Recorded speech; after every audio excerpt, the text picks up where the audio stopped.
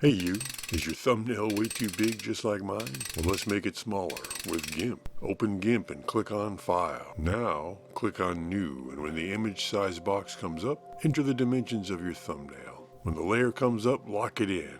Then go to File, Open, and select your thumbnail as the image. When your thumbnail comes up, go to Image, then select Scale Image.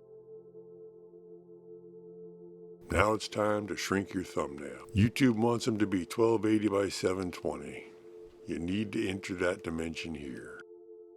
Once you're set, hit the scale button and there you go. You have now shrunk your thumbnail. Go to Export As, name it, and choose the destination and file type you want. Here's a pro tip, make it a JPEG right here and you will usually have the right size right now. See, a JPEG has less info and you want to be under 2 megabytes no matter what. Hit export and there it goes. I usually send them to the desktop. Why? Well, when I highlight them and then run the mouse back over them, I can see the file size. Bonus tip, huh? After that, you can just clear the project out and you're done. I sure hope this helps you on your creative journey. Thanks for watching and I'll see you next time. Check the mic and make sure it sound right, boys.